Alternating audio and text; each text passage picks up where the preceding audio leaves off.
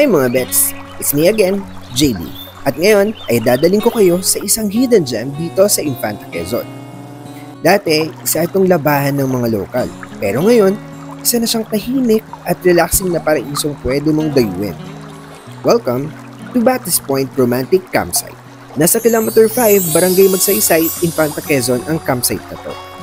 Hello mga Bex! Good morning! Andito ako ngayon sa Marilac Highway. Tatanong natin ang mga detalye kung sino ang mga gustong pumunta dito sa Batis Point Romantic Campsite. Hi ate! Good morning! Hi! Ayan. Anong pangalan ng campsite mo? Batis Point Romantic Campsite. Okay. Dito siya sa Barangay Magsaysay, Infanta Quezon. Ayan. So ano mga pwedeng amenities na puntahan at i-enjoy dito ng ating mga ka-Bex pag pumunta dito?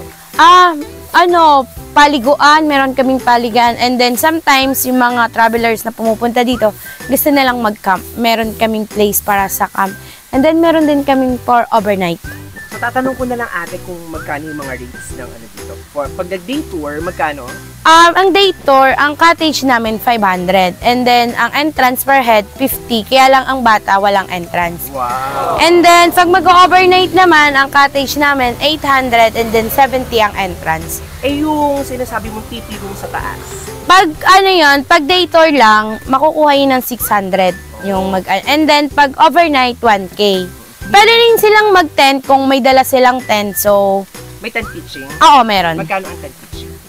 Pag sa kanila yung tent, magbabayad lang sila ng 200, pero pag sa akin yung tent, magbabayad sila ng 400. Meron din ako pinarerent na mga tent.